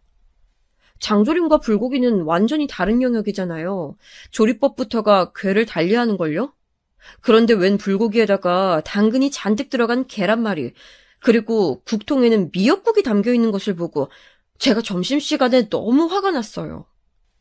저는 학창시절에 몹시 예민하고 불안도가 높은 사람이었기 때문에 단지 그 사실을 마주한 것만으로도 정신적으로 흔들리게 됐고 오후 시험에서 당최 집중을 할 수가 없었습니다. 그래서 저는 제가 수능을 망친 탓을 엄마에게로 돌렸어요. 어째서 제가 원하는 메뉴를 해주지 않았는지, 그리고 제가 당근을 싫어해서 오죽하면 카레를 먹으려고 들지 않는다는 사실을 잘 아는 분이 어째서 당근이 잔뜩 들어간 계란말이를 해주셨는지 도저히 이해할 수가 없었습니다. 게다가 미역국이요? 미끄럽다고 해서 미신적으로는 중요한 시험날에 먹지 않는 메뉴잖아요. 저는 원래 그런 거 신경 안 쓰긴 합니다만 불고기랑 계란말이도 마음에 안 드는 판국에 미역국까지 더해지니까 진짜 너무 화가 나서 미칠 지경이었습니다. 저는 엄마와 썰전을 벌였고 그런 도중에 충격적인 사실을 듣게 됐어요. 내일이 네 동생 생일이잖아. 엄마, 갑자기 수민이 얘기는 왜 꺼내시는 건데요? 제 동생 생일인 거랑 도시락이랑 무슨 상관이 있어서요? 짜증스럽게 되묻던 저는 금세 스스로 답을 깨닫고는 충격을 받았던 거예요. 동생의 생일이라서 미역국을 끓이셨고 동생이 가장 좋아했던 음식인 불고기를 그래서 하셨으며 동생이 편식이 심한 아이였었는데 당근을 잘게 썰어서 계란말이에 넣어주면 잘 먹었던 모습 때문에 엄마가 제 수능 도시락을 그렇게 싸신 거라는 것을 깨닫고 나서 너무나도 큰 마음의 상처를 입었습니다. 그래서 엄마를 향해 온갖 모진 말을 뱉었었죠. 뭐라고 했었는지 정확히 기억도 안 나요. 울며 불며 난리를 치면서 엄마한테 소리를 지르고 발광을 했었거든요. 사태를 알게 되신 아버지께서는 우선 저의 편을 드셨지만 제가 재수를 하고 싶다는 걸 단칼에 거절하신 걸로 봐선 제가 잘못했다고 여기시는 것 같았습니다. 언니는 저한테 철이 없어도 그렇게 없을 수가 있냐면서 비난을 퍼부었고요. 저는 집에서 왕따인 것 같았어요. 가장 분한 사실은 내가 능력이 없어서 내 힘으로 재수를 하고 내 힘으로 새로 대학을 갈 엄두가 안 난다는 거야. 저는 성적에 맞춘 대학에 들어갔어요. 언니보다 훨씬 떨어지는 곳에 갔다는 것 때문에 저는 우울했습니다. 엄마와 사이가 틀어져서 대면대면해진 것도 속상했고요.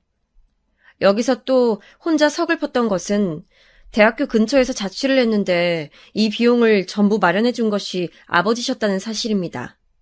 저는 입만 살아서 짓거릴 줄만 알았지 제 스스로의 능력은 쥐뿔도 없는 사람이었어요. 그 생각만 하면 자괴감이 저를 덮쳐왔습니다. 집안에 돈이 있기 때문에 저는 학자금 대출을 받지 않아도 됐고 시간을 쪼개가며 아르바이트를 하지 않아도 생활비가 충분했죠. 결국은 집안의 도움 없이는 홀로 설 수 없는 존재라는 사실이 저를 작아지게 만들었어요. 언니는 대학 졸업 이후에 짧은 취업준비생 생활을 마치고 괜찮은 직장에 취직했습니다. 이때가 아버지의 사업장이 탄탄하게 자리를 잡았던 시기였어요. 궤도에 올랐던 때였고요. 그래서 사실 아버지의 회사에 언니가 들어가도 되는 일이었습니다. 하지만 언니는 부모님의 제안을 거절했어요. 혹시 나중에 들어가서 일을 하게 되더라도 우선은 나 스스로 사회 경험을 따로 쌓아보고 싶어요. 내가 얼만큼이나 해낼 수 있는 사람인지 궁금하기도 하고요. 언니는 그런 당찬 포부를 밝히며 사회생활을 시작했고 저는 대학 공부를 마무리했습니다. 하지만 취업의 벽은 너무나도 높았어요. 대학 졸업장만 가지고는 안 되는 일이더군요. 자기소개서를 쓰느라 하루를 몽땅 날리는 일이 허다했지만 그럼에도 취업은 쉽지 않았습니다. 면접을 보러 다니는 것에 지쳐갈 때 저는 남들보다 뛰어난 것을 갖추기 위해서 자격증 공부를 시작했어요. 그렇게 2개를 따냈고 다시 본격적인 취업 시장에 뛰어들었다가 어영부영 무난한 곳에 입사를 했습니다. 그때 아버지께서는 그곳의 조건을 가만히 들여다보시곤 일을 해보고 여의치 않으면 언제든지 그만둬라. 여차하면 내 회사에 들어와서 일을 하면 될 일이야. 저한테 이렇게 말씀하셨습니다. 저는 귓등으로도 듣지 않았어요. 저의 자존심 같은 게 저를 막고 있었죠. 그렇게 취업을 한 곳에서 일을 시작했는데 텃세 때문에 미치는 줄 알았습니다. 하필이면 제가 들어간 부서가 그곳에서 악명 높은 신입의 무덤이라는 것을 입사하고 2달째에 몰래 들어서 알게 됐죠. 그때의 좌절감이란 말로 설명할 수가 없을 정도네요. 사람을 정신적으로 괴롭혀도 진짜 그렇게까지 괴롭힐 순 없었어요. 입사하고 나서 반년도 안 됐는데 쌓인 에피소드는 10손가락을 넘어간 지 오래였고 스트레스 때문에 생리불순에도 걸렸습니다. 제가 골골대고 있으니까 엄마가 저한테 고집 그만 부리고 퇴사하라며 종용하셨죠. 저는 못 이긴 척 그곳을 나왔어요. 아니올시다 싶은 직장을 나왔던 것뿐인데 이상하게 그때의 저는 나는 실패자야 이런 생각이 들었던 것 같아요. 언니는 성공적인 이직까지 이뤄내서 직장 생활을 하고 있었기 때문에 더욱 비교가 됐지요. 퇴사 후에 칩거하고 있던 저는 무기력하게 있지 말라는 아버지의 불호령을 듣고 나서야 일어났습니다. 그 후로 다시 취업 준비를 하다가 결국 아버지의 회사에 들어갔어요. 단순 사무 업무 보조를 하는 인력이 부족하단 소리에 그냥 그 파트에 앉아서 일을 시작했고 온갖 잡무를 했습니다. 전문 인력이 필요한 자리는 아니었어요. 그냥 일손을 덜어주는 사람이 필요한 자리였죠. 몸과 마음이 좀 지쳐 있었던 저에게는 되려 잘 맞는 일이었습니다. 처음엔 솔직히 몇 주만 다녀보자 이런 생각이었는데 은근히 저한테 일이 잘 맞더라고요. 그리고 아버지랑 심적으로 가까워지고 친해지는 기분이 들어서 묘했습니다. 엄마도 저한테 먼저 회사에서 어땠냐 이런 질문들을 던지기 시작하셨고요. 저는 결국 아버지 회사에 눌러앉기로 결심했습니다. 자존심을 내려놓으니까 편안했는데 한편으로는 또 나는 역시 혼자 힘으로는 안 돼. 나는 실패자야. 이런 생각이 자꾸만 들어서 우울할 때도 있었어요. 이런 저에게 소개팅 자리가 들어오게 됩니다. 텃세에 밀려서 힘들어했던 전 직장에서 그나마 친하게 지냈던 사람이 한 명 있었는데 그 사람이 저한테 남자를 소개시켜주고 싶다고 연락을 해와서 고민하다가 받아들였습니다. 만나보니까 나쁘지 않아서 인연을 이어갔고요. 그런데 1년 정도 만났을 때 그 남자가 술김에 한 말 때문에 저는 이별을 선언했습니다. 술김을 빌어서 한 그 남자의 진심은 이거였어요. 너 지금 다니는 곳이 네 아버지 회사잖아. 너 거기에 계속 짱박혀 있으면 언젠가 네가 물려받게 되지 않을까? 근데 아니지. 너는 대학 간판도 딸리고 머리도 딸리니까 실질적으로 주인이 되는 건 바로 나지. 너는 그때 내 옆에서 보조나 하면 돼. 지금처럼 보조 업무나 하란 말이야. 하여간에 내가 너 배경 보고서 만나는 거 아니면 진짜 쫙 넣어차버렸다. 술에 취해서는 주절주절 거리는데 면상을 한 대 주먹으로 갈겨버리고 싶은 걸 간신히 참았습니다. 이를 크게 만들고 싶진 않아서요. 대신에 그 장면을 동영상으로 찍어놨고 그 덕분에 그 남자가 저한테 질척거리며 매달리는 일 없게끔 깔끔하게 헤어질 수 있었어요. 근 1년을 만났던 남자였기에 너무 상처가 컸습니다. 사실 저는 대학 다닐 때도 잠깐 사귀었던 남자친구로부터 그런 식의 얘기를 들어본 적이 있었거든요. 저의 매력은 바로 저의 배경이라는 소리였죠. 회사를 경영하시는 아버지를 두지 않았다면 저는 그저 그런 대학을 나와 취업시장을 전전하는 매력 없는 여자 한 명이었을 거라는 생각 때문에 저는 너무나 속이 상했습니다. 안 그래도 그런 생각을 가지고 있던 저에게 그 남자는 아주 쐐기를 박은 셈이었죠. 그 후로는 남자 만나는 게 두려웠어요. 누구 소개를 시켜줘서 만나게 되더라도 저는 저희 집 얘기를 일절하지 않았습니다. 배경에 좌지우지되는 평가가 끔찍하게 싫었거든요. 이것은 어렸을 때부터 제 안에서 축적되어 온 사고방식이었을 거예요. 그렇게 지내던 어느 날 저는 알고 지냈던 대학 선배 언니를 통해서 새로 남자친구를 소개받았습니다. 그 선배 언니는 제가 경제적 어려움 없이 대학을 다니고 있다는 것 정도로만 알았던 사람이었기에 당연히 소개받게 된 남자친구도 역시 저희 집 배경을 몰랐어요. 그냥 어려움 없는 집안이라는 것 정도로만 알았죠. 저는 남자친구가 평범한 인상이나 평범한 직업군을 가진 것만큼 성격 또한 특색 없고 평범한 것이 너무나도 좋았습니다. 혹자는 이런 사람을 보고 개성 없다고 할지도 모를 일이었지만 저는 오히려 좋았어요. 그런 평범하고 무난함의 극치를 달리는 사람이야말로 저의 이상형이었습니다. 둘 다 20대 후반의 나이였고 각자 직장도 있어서 그런지 만나다 보니까 자연스레 결혼을 생각하게 됐어요. 제가 그런 이야기를 먼저 꺼냈을 때 남자친구는 생각이 많은 얼굴이었는데 며칠 후에 저한테 정식으로 청혼을 했죠. 특별한 뭣도 없었고 이벤트를 열어준 것도 아니었지만 저는 그 가식 없는 담백함에 이끌려서 그 청혼을 승낙했습니다. 어쩌다 보니까 제가 예비시댁에 먼저 인사를 가게 됐어요. 남자친구는 이남 일녀 집안의 장남이었습니다. 그래서였을까요? 장남이 데려온 결혼 이야기가 오가고 있다는 여자친구를 바라보는 예비 시어머니 되시는 분의 눈빛이 예사롭지가 않았습니다. 아버님 쪽은 시큰둥해 보이는 게 저한테 별다른 관심이 없어 보이셨는데 반대로 어머님 쪽은 저를 물어뜯고 싶어서 어쩔 줄 몰라 하는 표정이신 게 보였어요. 그래서 다니는 그 직장에서 하고 있는 일이 정확히 뭐라고요? 이것도 하고 저것도 하고 아유 듣기로는 너무 정신이 없어 보이는데. 아, 정확히는 격리일이라고 보시면 되는데요. 제가 단지 서류 업무뿐만 아니라 가끔은 직접 회사로 찾아오시는 손님 응대도 하고 있기 때문에 범위가 넓습니다. 손님 응대? 혹시 그거 커피를 타서 나른다거나 그런 건 아니겠죠? 네? 아, 그게 제가 커피를 타서 드리기는 하는데요. 무슨 문제라도 있을까요? 남자친구의 앞이라서 그런지 어머님께서는 얼굴에 열이 잔뜩 오르신 채로 입을 꾹 다무셨지만 이튿날 저에게 연락을 따로 하셔서는 득달같이 따지셨습니다. 이봐요.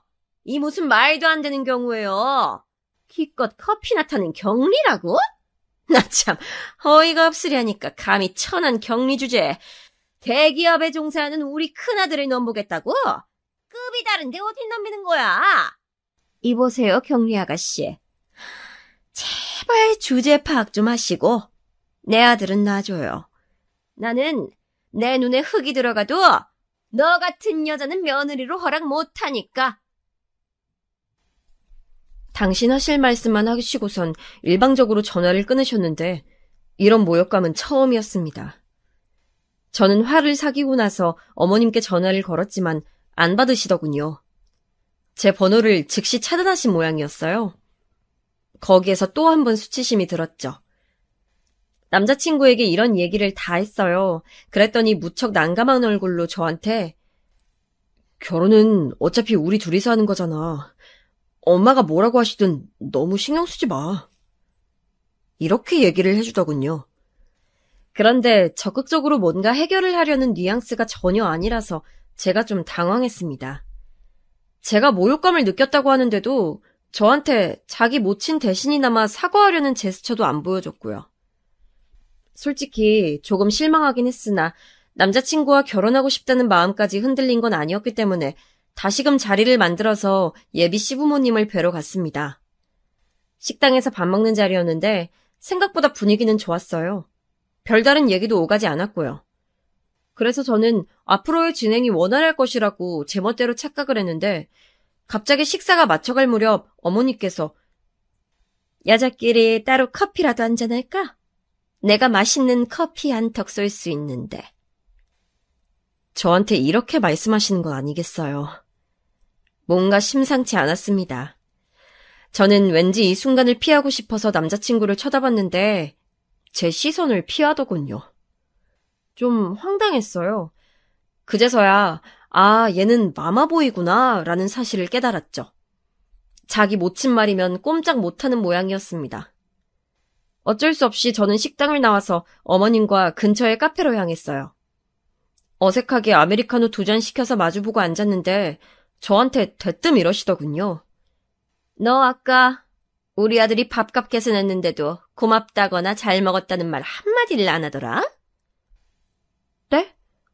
저희는 서로가 워낙 번갈아가면서 계산을 하는지라. 시끄러! 나는 너처럼 남한테 기생하며 사는 애들을 아주 잘 알아보거든. 그래서 내가 너 마음에 안 드는 거야. 우리 잘난 아들한테 붙어서 피 빨아먹을 작정이지. 직장에서 커피나 타고 서류나 좀 들여다보는 게 전부인 경리면서 밖에서는 이런 커피도 줄창 사 마실 테고 말이야. 안 그러니? 너 딱 보니까 허영심 있어 보여. 관상이 그래. 어머님께서 지금 저한테 무슨 말씀을 하고자 하시는지는 알겠는데요. 너무 노골적으로 그러시니까 제가 기분이 좀 별로네요. 어머, 얘 말하는 꼬라지 좀 봐. 네가 기분이 별로면 뭐 어쩔 건데. 나한테 지금 그따위 눈을 불하려대는 거야? 너 보통 내기가 아니구나.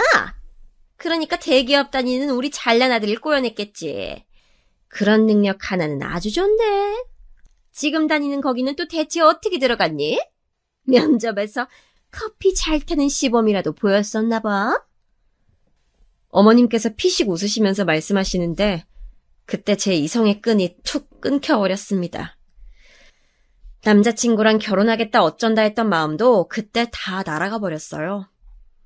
이제 보니까 식사 도중에 어머님께서 몇 번 저를 얕잡아보는 언행을 하셨지만 남자친구는 그걸 막아주지 않았었거든요.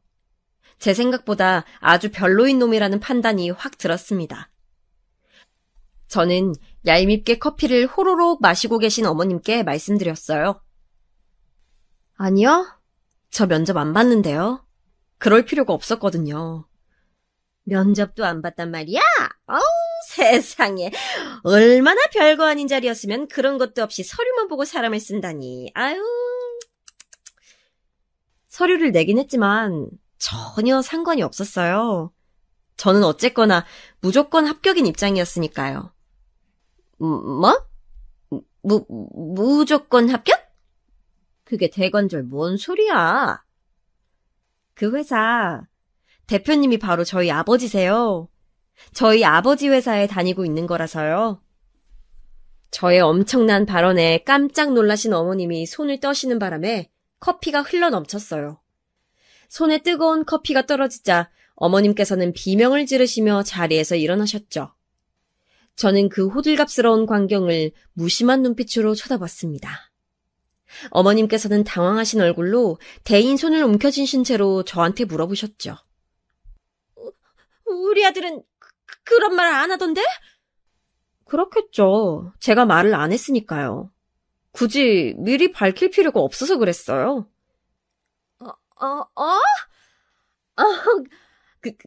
그랬구나.